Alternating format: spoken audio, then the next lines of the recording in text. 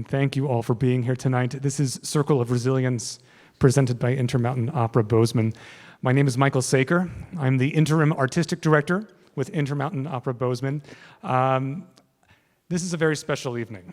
To my knowledge, this is the first concert of its kind, and I think that considering its theme, that of songs composed by Indigenous composers and performed by Indigenous singers, I think this program, more than most especially, deserves to begin with an acknowledgement of the land that we occupy now.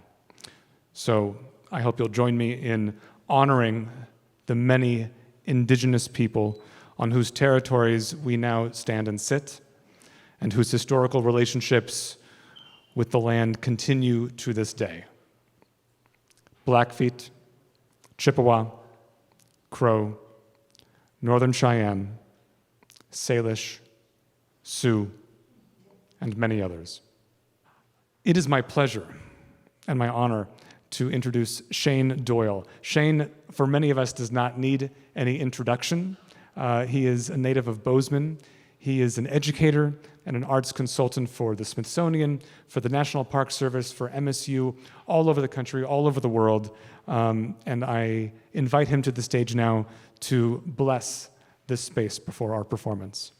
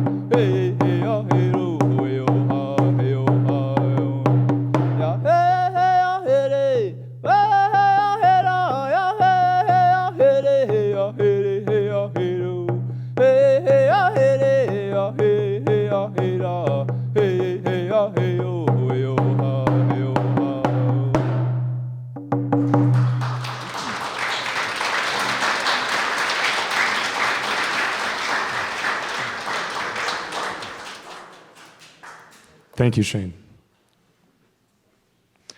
Jerod Tate is someone that I've really, really enjoyed getting to know over the past week. He is an Emmy Award-winning composer. His works have been performed by the San Francisco Symphony, the National Symphony Orchestra, the Minnesota Orchestra, Houston Symphony, and I can go on because Jerod Tate is the foremost indigenous composer in the United States. It is my pleasure and my honor to introduce our Master of Ceremonies, Jerod Tate.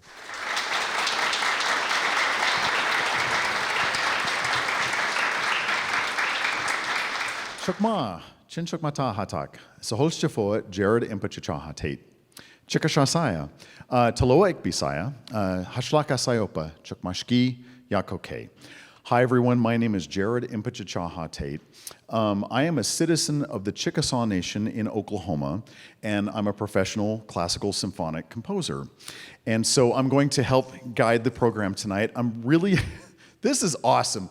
You're about to hear 5 North American Indian opera singers. And I do think, Michael, this is the first time this has happened. We've had a couple opera singers in the same space, but this number is growing.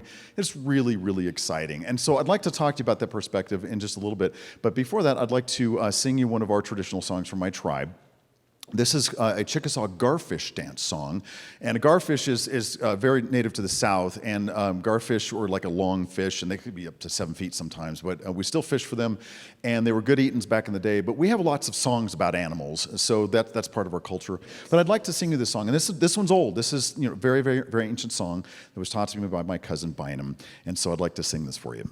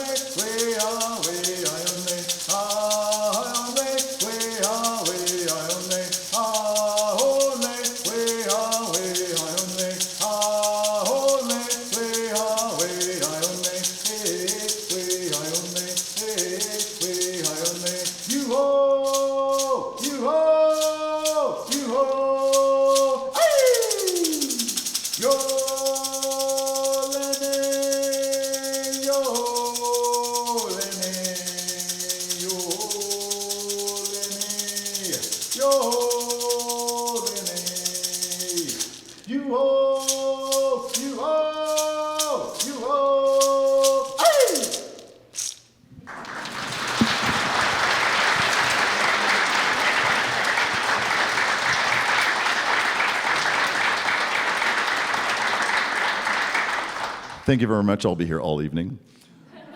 Okay, so let's talk about this classical Indian thing. This is a really, really cool topic that I love discussing with folks. Basically, let me give you a little perspective. So a little background about myself. My father, Charles, is Chickasaw from Oklahoma. And Dad, by profession, was a lawyer. He graduated University of Oklahoma Law School and quickly became a tribal judge, a tribal lawyer for the Pueblos in New Mexico, did a lot of work back there, and then came back home to Oklahoma to work with our tribe, became a special district judge, this kind of thing, and so has just worked in Indian law. And so I grew up with a lot of Indian law and politics in my life, so my knowledge of Indian history is really, really good, and I'm really blessed about that.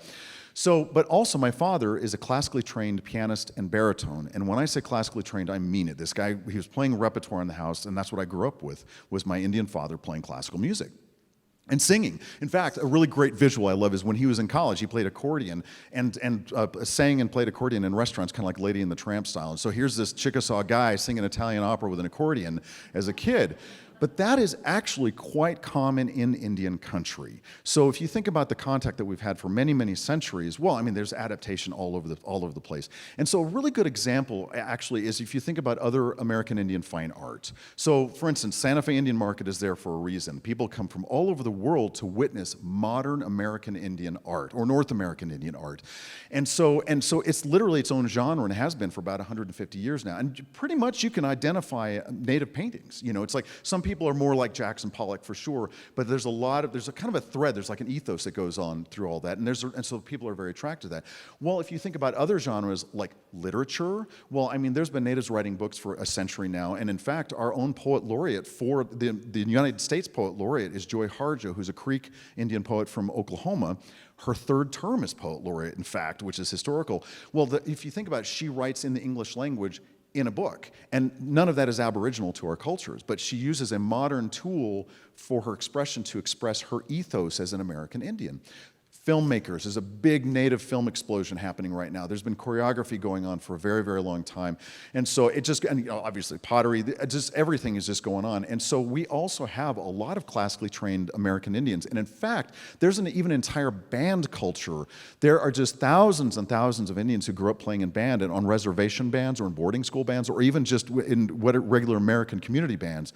Lots of natives, and there's old photos from the 1800s of natives with clarinets playing in band. There's a whole band culture, and it's very revered with the folks that had band as a kid. So this is just, I love sharing this knowledge because, you know, we can't know everything, right? You know, so here I am to help kind of spread some great news about the music that we're working with in Indian country. So that's what you're about to hear tonight. You will hear some of my original compositions. You will hear some traditional opera, but it's all the performers are native vocalists, and so two of them have been kind enough to create videos so they're remote, which is a great byproduct of what we just did this year. So now we're used to that, and the production value is great. So it's really fun to kind of combine those types of things. But our singers tonight, Grant Youngblood is a baritone. He's Lumbee from North Carolina. Kirsten Kunkle is Creek Indian from Oklahoma, and she's our mezzo-soprano. And Katelyn Morton is Cherokee from Oklahoma, and she is our lyric mezzo-soprano. Katelyn will come out and present the first music. So thank you all so much for being here. I really hope that you enjoy the program tonight.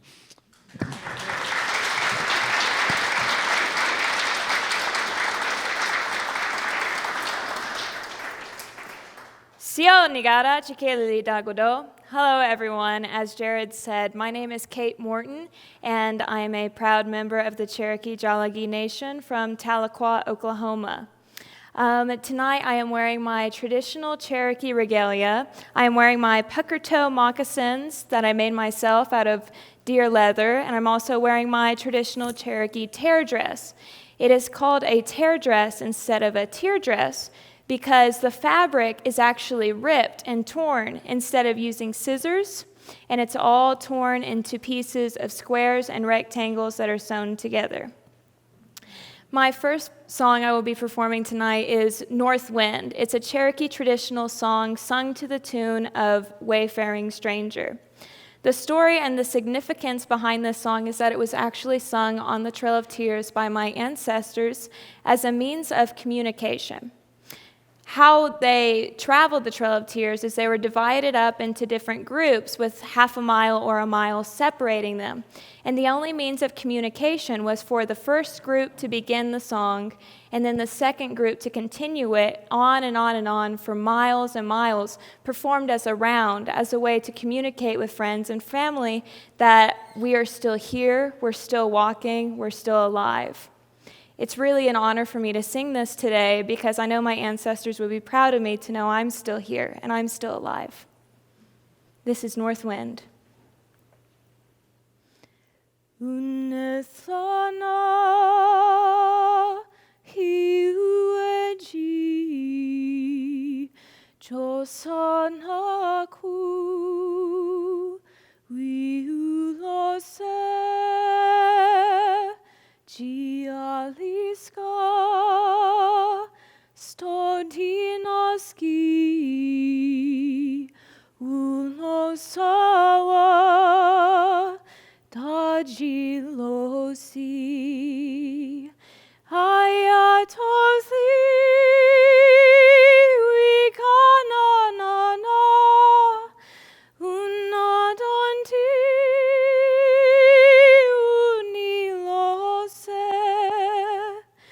Unethana hijuosla nakuase wijigati Unethana hiueji josanaku wiulose Gialiska stodinaski ulosawa dajilosi ayatosi wigananana unadonti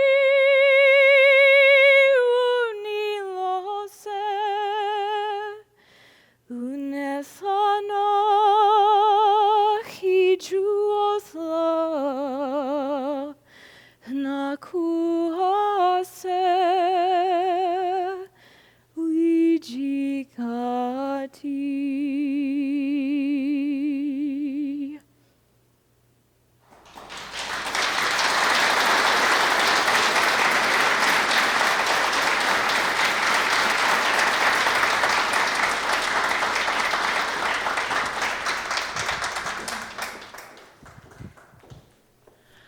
Good evening, everyone. Thank you for being here. We're so excited to see you tonight.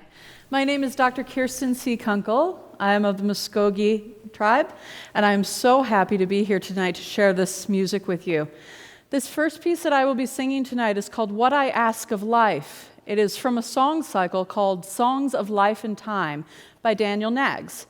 This song was written for me, that I commissioned, as part of my dissertation recital at the University of Michigan for my doctorate.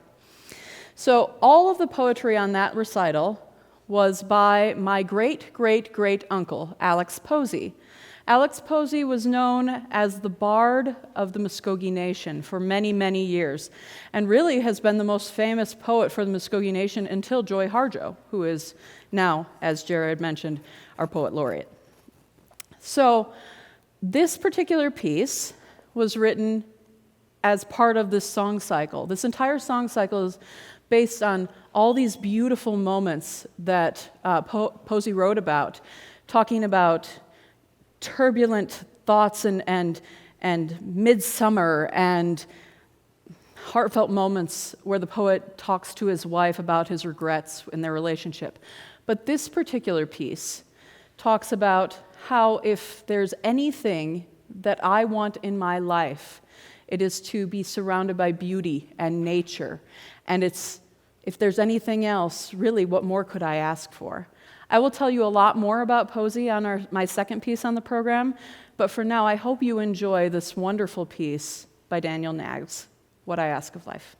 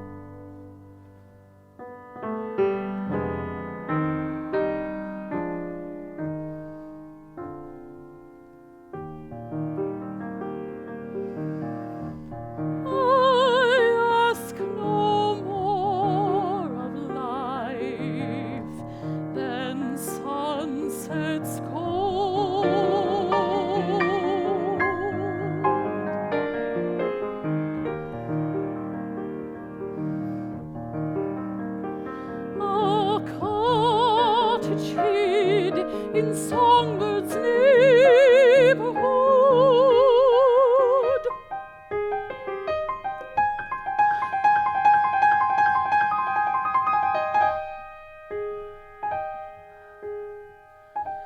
Where I may sing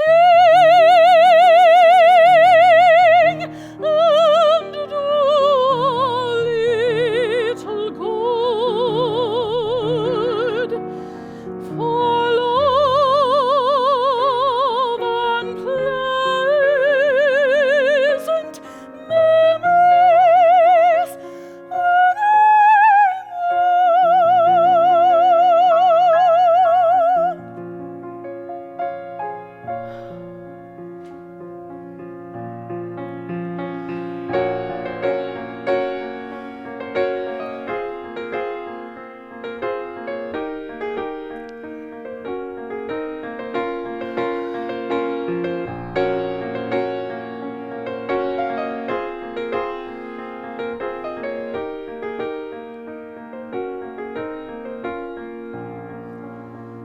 If life hath this in store for me, a spot where coursers enter not or strife, I'm sure there cannot be on earth of heaven sought.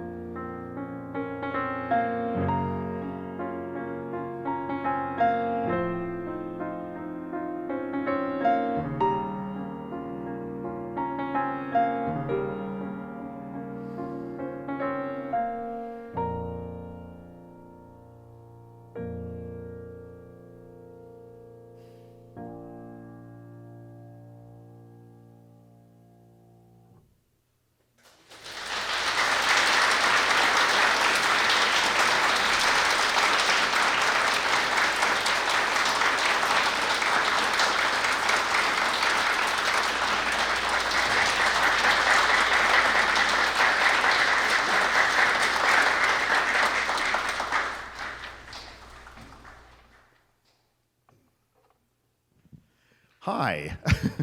Please welcome to the stage Mr. Grant Youngblood.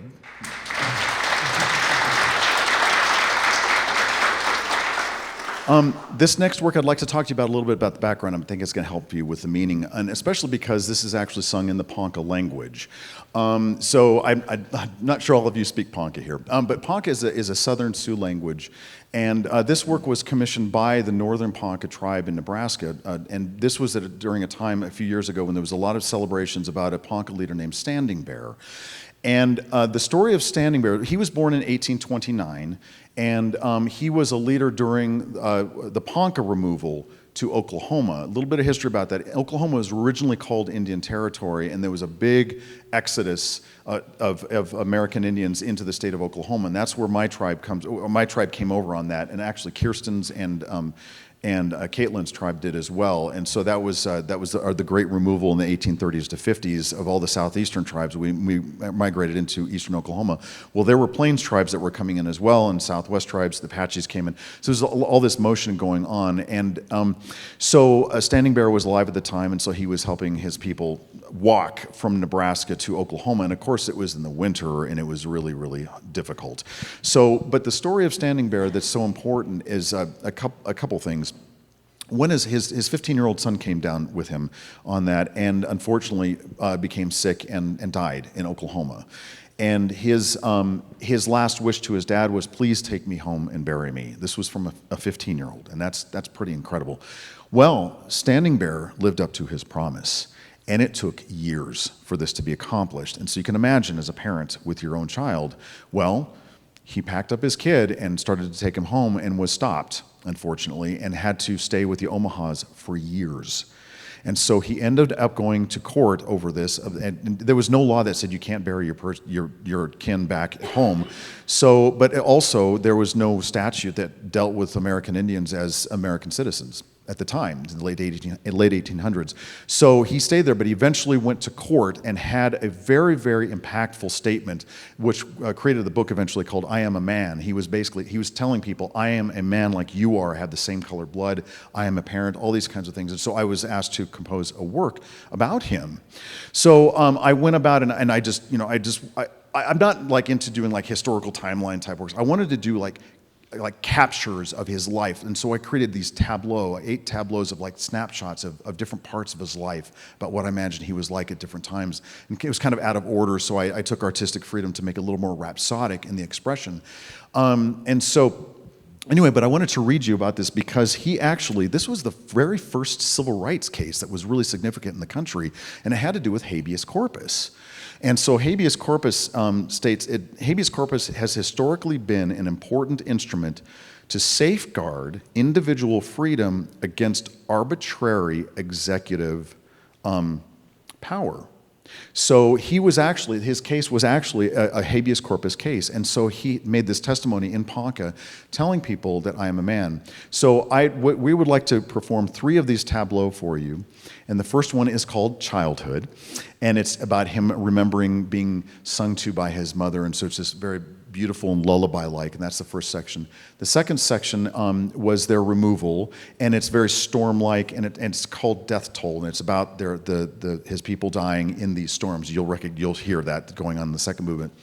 And then the third tableau that we're going to sing for you is called Resolution. And I was just thinking as a dad myself. I have a 7-year-old son, and I was just thinking about how intense this is and making this type of a statement to the world about myself and what do I mean to everybody. And so this is all in Ponca, but these will be the words that you hear being sung in Ponca in that final movement, in the final push that Grant and I play. I'd like to read you these words and then play the music. I am responsible. I am accountable. I'm homeless. I am determined. I am a ghost. I am a leader. I have a vision. I am a husband. I am a son, and I am a father. I am Ponca. I am a man.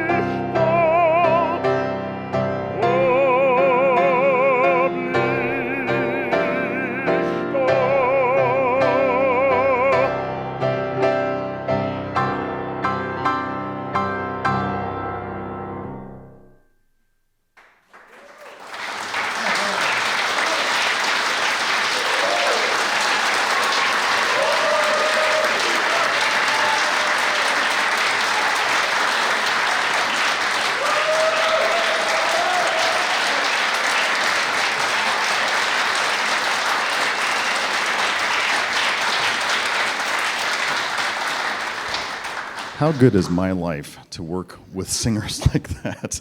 That's pretty amazing.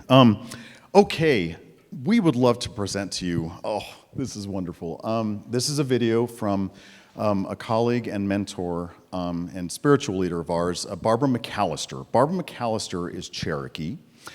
She is a dramatic mezzo, and she has had an unbelievable career in her life. She's sung in all corners of the globe. She was a Met singer. She lived in New York for a number of years, and she was actually inducted into Oklahoma Hall of Fame and was just recently a Governor's Arts Award recipient for the state of Oklahoma. But Barbara's been around a long time, and she's just had an incredible legacy. And about 10 years ago, she was like, you know what, I need to go home. So she moved back to, she lives in Muskogee, and she teaches in Tahlequah in Cherokee territory. And she employed herself with the tribe as an opera teacher, an opera singer, or classical vocalist teacher. And so she now has a full, beautiful studio of Cherokee students. And Katelyn is one of her students, and Katelyn will talk about her some more after this video. But anyway, so Barbara she wasn't able to make it to the concert tonight, but she did graciously agree to videotape herself. And she is our grandmother. She really, really is. She's our unchi. She is our iposi, and we just love her so dearly. And so please enjoy this wonderful, wonderful presentation by Barbara McAlister. The Wiegenlied by Brahms. Guten Abend, gute Nacht. Aaron Beck, Il Maestro Beck on piano, clavier.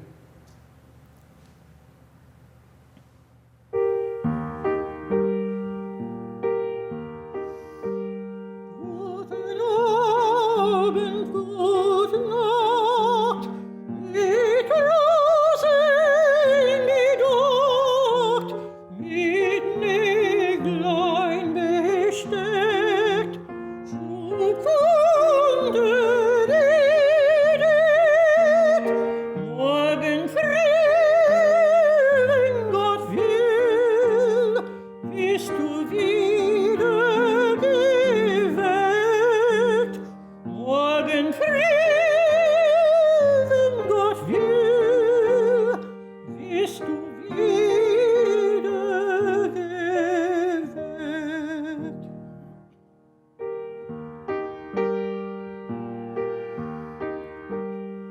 Guten Abend, gute Nacht, Fahrräderein bewacht, die zeigen im Traum, die Christkindleinsbaum, schlaf nun selig und süß, schau im Traumsparadies, schlaf nun selig und süß, schau im Traumsparadies.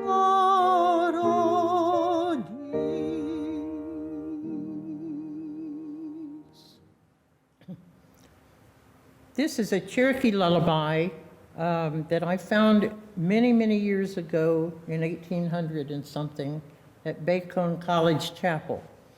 And I think originally the musicologist Charlotte Heth found it, and then the copy I have was sung by Tom Handel. So this is the Usti lullaby.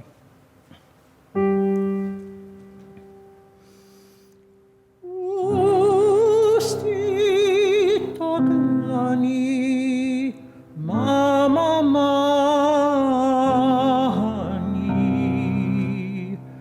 Usti ekalaska, mama moja, Usti taklani, mama mani.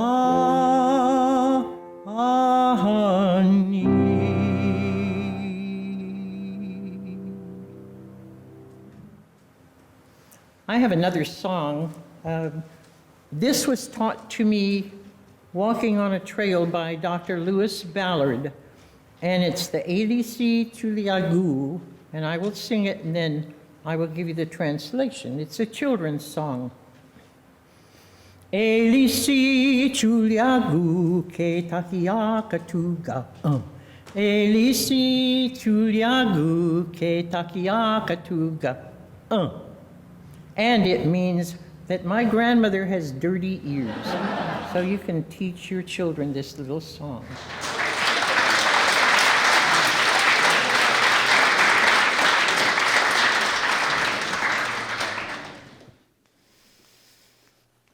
Isn't Barbara McAlister just amazing? Yeah. I am so fortunate to call her a mentor, a friend, my Lisi. She has impacted every single person she has ever come across. She has had an incredible career performing in all different corners of the world, from Hong Kong to Alaska to all over Germany and New York and Los Angeles, just to name a few. She is the 2019 Oklahoma Governor's Arts Award recipient. She is a Cherokee National Living Treasure, and she was also inducted into the Oklahoma Music Hall of Fame back in 2016. I am very fortunate to have trained with Barbara for 4 years in high school, and I vividly remember my first lesson with her. I sang Danny Boy for her. I was standing behind the upright piano, and her hands came off the piano, and she looked at me over the top of it, and she goes, "You can sing louder than that." And so since that day forward, I have decided to sing louder, thanks to Barbara McAlister. This next piece is Non so più cosa son cosa faccio, from The Marriage of Figaro by Mozart. This character, Carabino, is at an interesting stage in his life, and this is a pants role, and that means that a male character is played by a female performer. Carabino is at a difficult stage in his life where he's starting to appreciate women more. We'll say that. This is Non so più cosa son cosa faccio. Non so più cosa son, cosa faccio, ogni corazon, ogni ghiaccio, ogni donna cangiare di calore, ogni donna mi fa palpitare, ogni donna mi fa palpitare, ogni donna mi fa palpitare. Solo a nome d'amore di tu, mi si turba, mi sotterpeto, e a volare mi sforzo d'amore. Un desio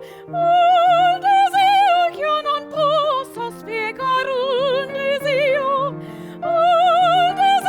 che io non posso spiegare.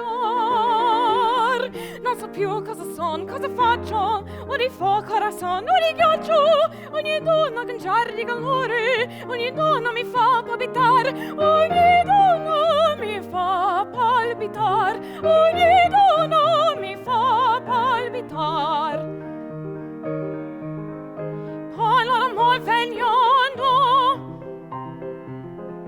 parlano sognando, all'acqua all'ombra monti, ai fiori, all'erba, ai fonti, all'eco, all'aria, ai venti, che sono i vagni agenti, portano via cosa.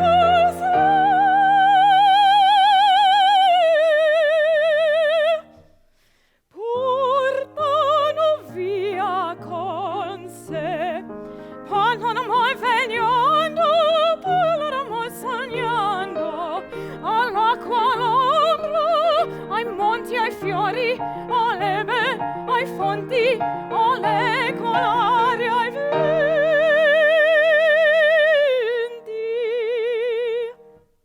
che sono i vagni agenti, portano via cosa.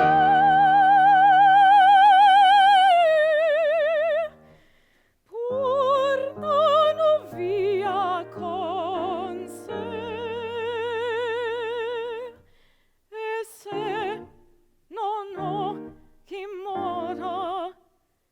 E se non ho chi mora, allora amor con me, con me.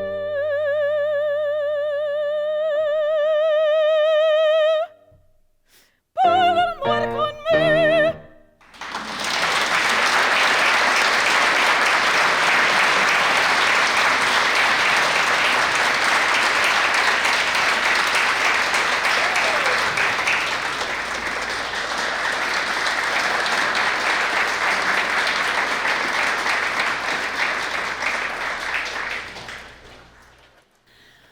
Hi again, everyone. So this is not a happy song at all, but I am very happy to be singing it and performing it for you tonight. I'm going to tell you all about it, but first, before I do, I just want to take a moment and recognize Kate, our mezzo-soprano. This is her very first professional job, and I think we should just need to give her an extra round of applause.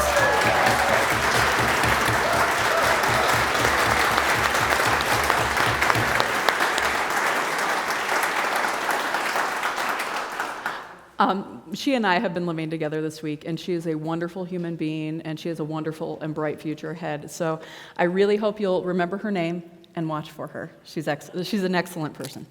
So this is Hot Gun on the Death of Impichchaachaahá Tate. So do you remember my recital I told you about from the first song I sang? So again, all of the music was based on the poetry of my great-great-great-uncle Alex Posey. I called this my Alex Posey project. So in this, I had a number of people that I asked and commissioned to write these songs for me, and they were all white composers. There's a reason for that. Alex Posey was Muskogee, but he was also of European descent, as am I. So I wanted to embrace that dichotomy, and that was very important to me, so that we had the text of a native poet, but we also had white influence. So I shopped this particular poem out to a bunch of people. It's in Pidgin English. So what is Pidgin English? Pidgin English is basically a dialect. It is written as you would speak it. So Alex was from Oklahoma, and this is written just as his friends would talk. He never wrote in Muskogee again because he was trying to make sure that his people were going to be embracing the new lifestyle of the white man. He was a poet. He was a satirist, a political satirist, and he was a journalist. He had much tragedy in his life, much more tragedy than most people should, and he died very young, trying to make sure that the people had their proper land allotments during the Dawes Commission. He was trying to help his people when he died in a flood. So I shopped this out to a lot of people, and nobody wanted to write it. It didn't appeal to anybody. It wasn't pretty, like, about flowers, or historical in the way that, like, an ode to Sequoia was. And all of those were written for that concert as well. But I did have one person who was interested in this, and that was my brother. Now, my brother is not a classical musician. He writes songs, but they're songs that people play in bars. He does play double bass. So he doesn't play double bass with a bow. He doesn't play pizzicato bass. He plays slap bass. If you don't know what slap bass is, you're going to hear it tonight. Julia here has been amazing, absolutely amazing. And when she got this music, I said to Michael, she doesn't have to play slap bass. We will do whatever features her best. And she said, I'm going to do it. And I'm going to rise to the occasion, and I'm going to do it, and I'm a cellist, and I am going to play slap bass. And I am so impressed with what she's doing. It's phenomenal. I'm so impressed. So my brother was interested, and being the type A person that I am, I said, I want this on this program. No one's going to do it, I'm going to do it myself. Now, I am not a composer. That is not my training. I'd learned in school enough, but I'm a singer. And I'm an actor. And for me, that was the most important thing, to tell this story. So this is a dirge. It is meant, in my mind, to be sung around a campfire. So these people in this story, little more background on that. Posey wrote this novel called The Fuss-Fixico Letters. And in it, he talks about all sorts of political situations going on, but it's all satire. And he has these characters, and in the Fuss-Fixico Letters is this poem as prose, but then he also wrote it as poetry. And to my knowledge, it's the only poem he wrote in Pidgin English. So in this, in my mind, these older men, are sitting around a campfire, and they're singing and talking about this man that they loved and lost. So Hot Gun is a character. He's talking about Impichchaachaahá Tate, this person who has died in his community. And we mention a bunch of different characters, and they all play a major part in the Fuss-Fixico Letters. If you want to read it, it's published. You can check it out. I highly recommend it. So in this, you have the piano that sets everything up. And then I think of myself as Hot Gun. I'm telling a story. And when my vocal line stops, the bass takes over and gives the melody in this slap bass. It's like someone playing a guitar around the campfire. Now, if you've ever been around a bunch of native elders, you might notice that quite a few of them check their words. They observe. They don't say much, but when they do say something, it has meaning and it has power. And that is what I was trying to convey in this piece. So I am not singing a happy song, but I am beyond delighted to bring this back to you for the first time since I premiered it quite a few years ago. This is Hot Gun on the Death of Yedekahārja.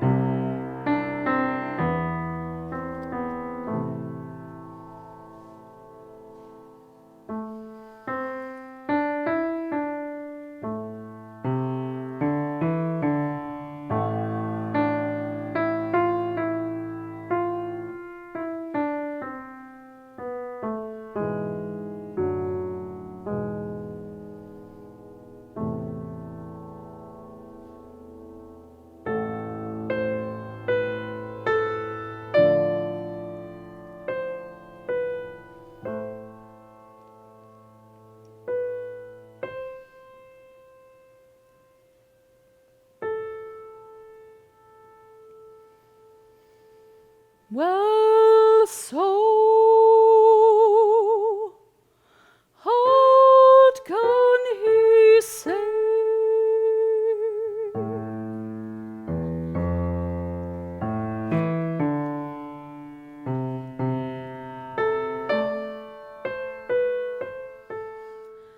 My old-time friend,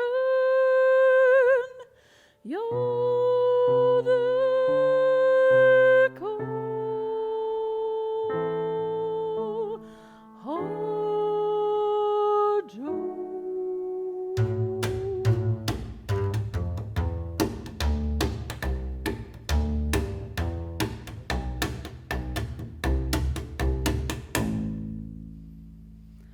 he was died the other day.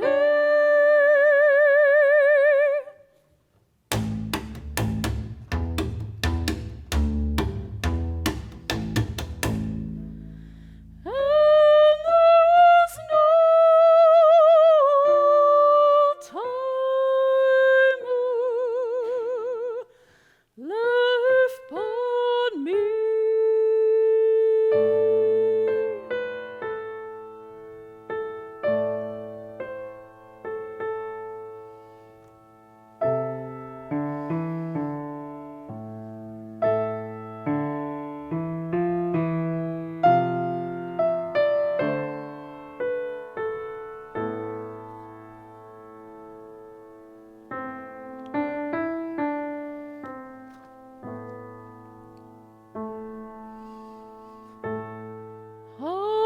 Took him off he was good to be, good Injun long time go.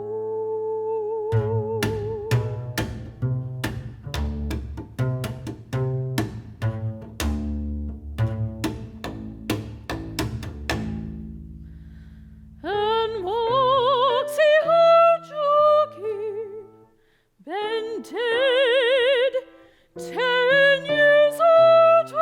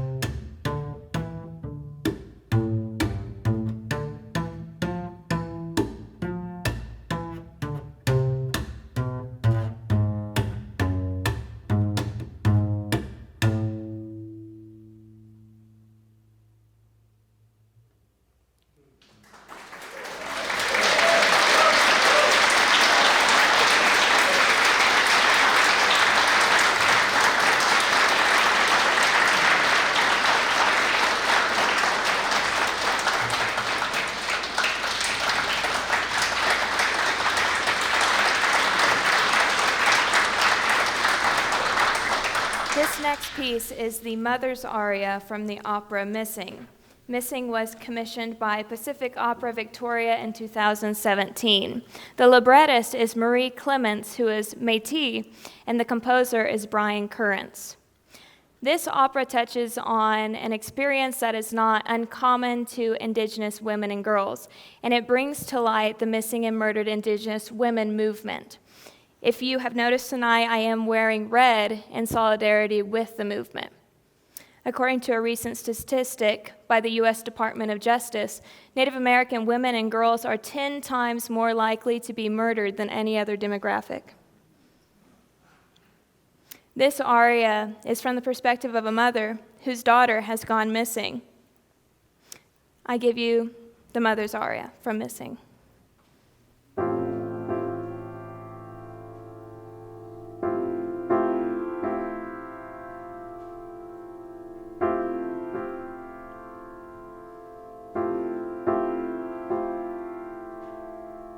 When you were born, the sun rose bright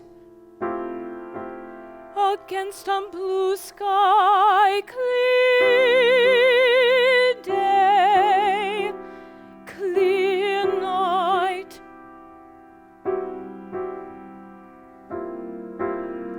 The sun and the stars knew your name, knew your heart, knew you'd always come back to me.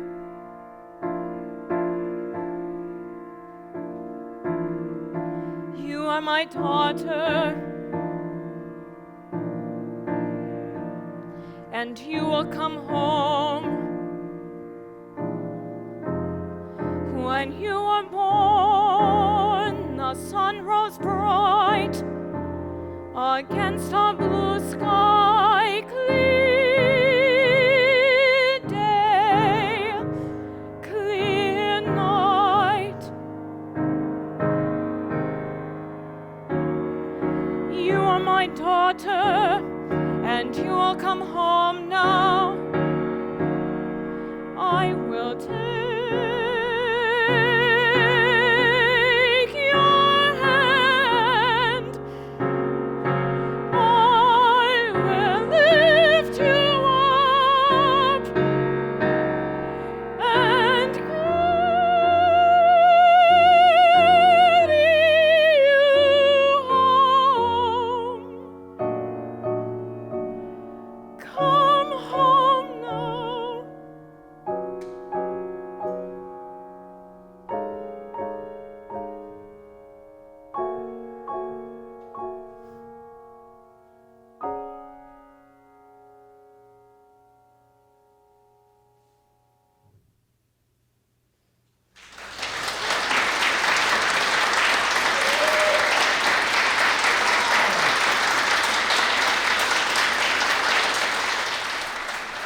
Ani, hello.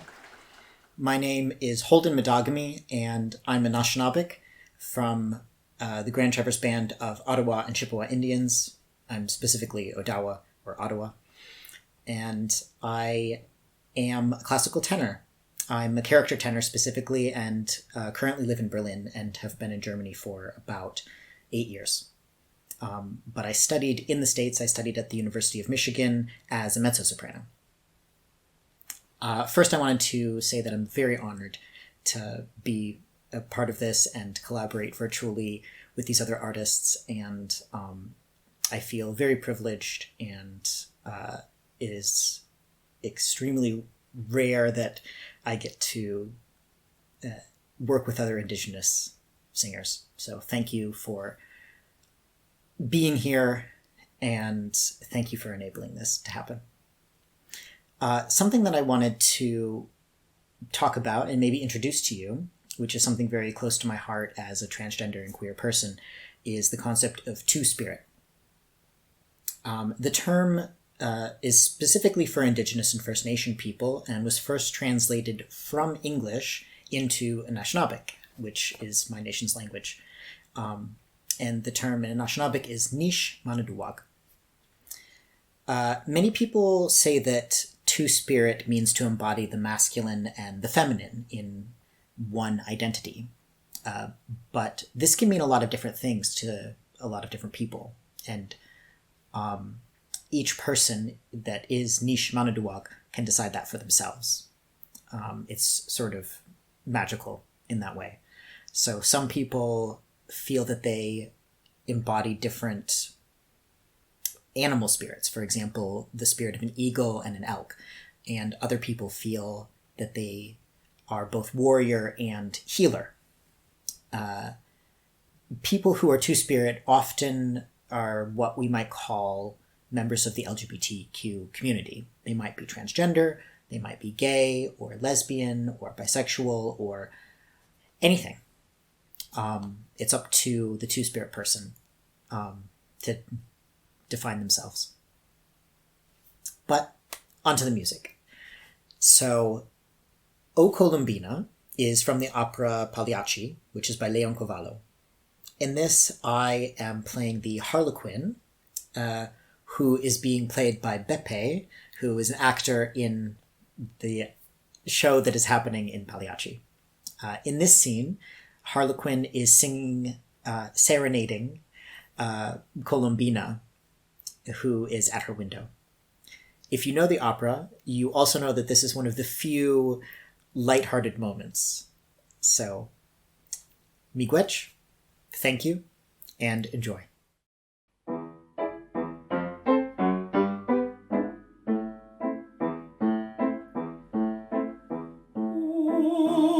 Colombina il tenero fi Doyle e a te vicin. Dite chiamando e sospirando aspetta il poverino.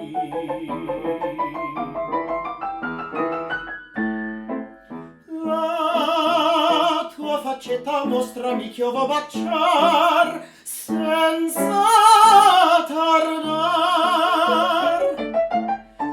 La tua boccuccia, amor mi cruccia e mi sta a tormentar. E mi sta a tormentar.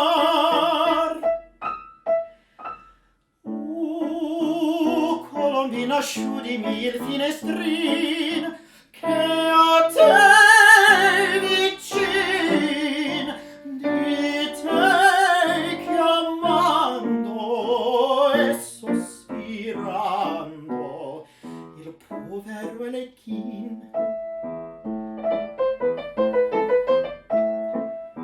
A te vicin,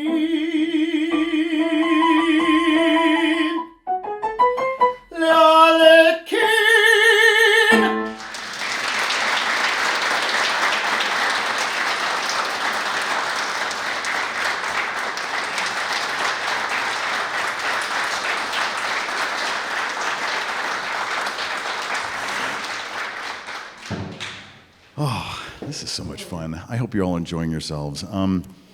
What a varied concert. I love that when there's just so much variety. Okay, I'd like to introduce the next piece. This is a work that was commissioned for me from a group in Boston called White Snake Opera Projects. And they commissioned a work for soprano, cello, and piano, and had paired me with a person on the Navajo reservation in Tuba City, and it was dealing with our current epidemic. And so this opera company was doing online performances, and so it was just a really, really cool thing. They were commissioning several composers for these works and paired them with poets. And so I was paired with a Navajo family medical physician in Tuba City, and so she was right in the middle of all this. And she posts on Facebook. I followed her. Actually, she's the one I talked to about vaccines and stuff. Like, how do you feel about this? And she was a great consultant for me. At the end of it, first we worked together artistically, and then she was helping me with my health, which was really, really cool. But Sofina is just a wonderful gal. She's got 5 kids, and she's just a wonderful family and a community member. She wrote these words about her experience with COVID. So what I did is after she wrote that, I asked her if I could have some artistic freedom. She said absolutely. So I extrapolated certain phrases that I wanted to focus on emotionally throughout the work. These 2 musicians are absolutely phenomenal. These are not easy parts, and I'm very grateful to collaborate with you all. This is just wonderful. But I'd like to read you the words that Sofina wrote about her experience. Excuse me, Willie.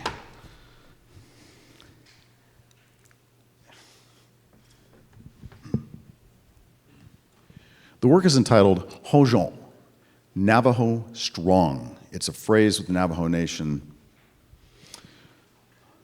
Text by Sofina Calderon, family physician, Tuba City, Arizona. COVID-19 exploded across our community in the Navajo Nation. Our families lived in multi-generational households, some without electricity nor running water, many with limited access to health care and transportation. We suspect our poverty had much to do with our high rates of infection and in death. I am a family doctor working at a hospital that I was born in. I now work in triage and the emergency room. I saw family and friends' names among the list of the positives. I saw familiar faces in the hallways and the ER. I heard devastating stories about families losing many relatives. I'm saddened to see patients fall prisoner to their anxiety and depression, to see them lose what little income they had to feed their grandchildren and pay their bills. There is an urgent call to reach back to traditional teachings of balance and harmony, a concept known as Hojon. We believe in our resilience. The history of our survival is proof that our people will come out strong.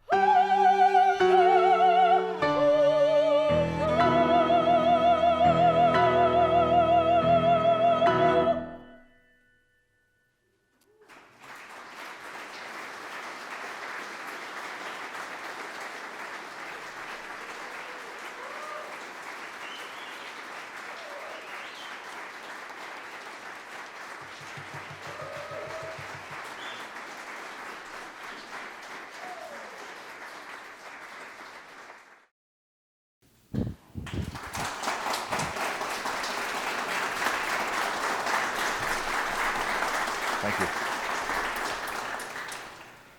The character of Rigoletto, as envisioned and written by Piave and Verdi, is in many ways actually a lot like Standing Bear. They are both fathers.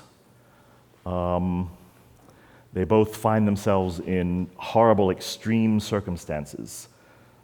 Standing Bear's son died of illness, and he spent years trying to return his son's body to their ancestral homelands in Nebraska. Rigoletto has one beautiful thing in his awful life, which is his daughter Gilda. And Gilda has been kidnapped by the debauched and corrupt courtiers of at the court of the Duke of Mantua. And in this aria from Act 2 of Rigoletto, he returns to the Duke's court to confront these men and try and find his daughter before something terrible happens to her. This is Cortigiani, Vil razza dannata by Verdi.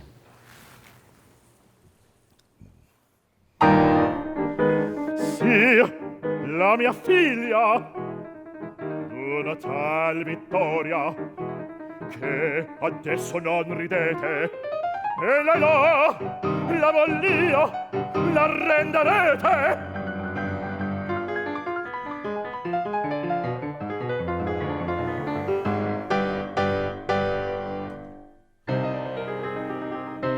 Cortigiani di razza dannata, per qual prezzo vendeste il mio bene? A voi nulla e l'oro sconviene, a mia figlia impagabil tesor la rendete o seppur disarmata. Questo man per voi fora cruenta, non la intera più l'uomo paventa, e de figli difenderanor. Quella porta, assassini, assassini, aprite la porta, assassini, aprite!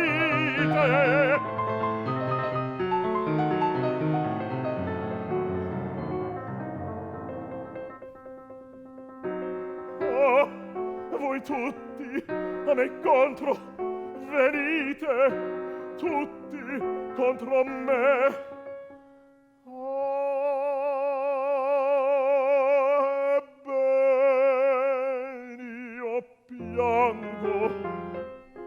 Marullo, signore,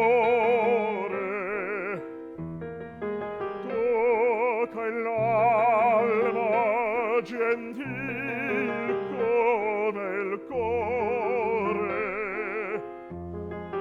Dimmi tu dove l'hanno nascosta, Marullo, signore, dimmi tu dove l'hanno nascosta. E là non è vero, e là non è vero, e là non è vero.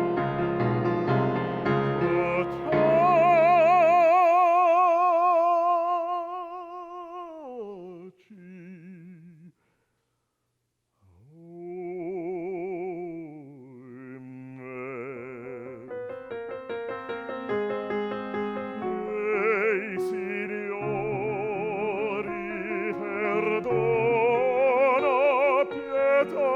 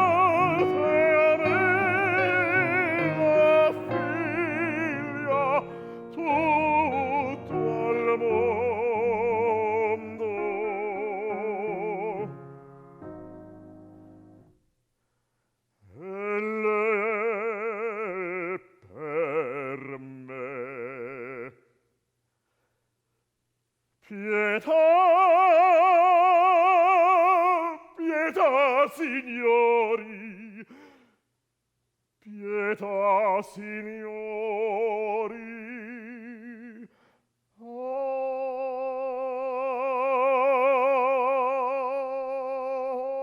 Pietà.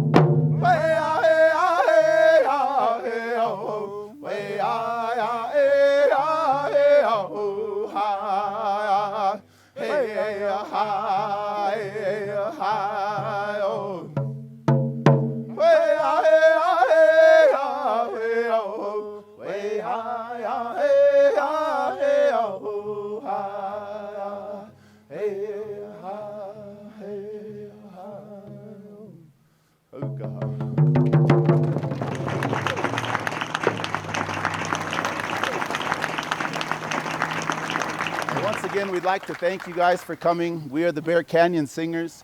We all hail from different parts of the Turtle Island. We are all family, relatives. This evening, we share our music, and we'd like to shake each and every one of your hands with a grateful heart. You know, we're creating what we call a choshpai or mitaku. We're all creating relatives here tonight. So once again, thank you guys.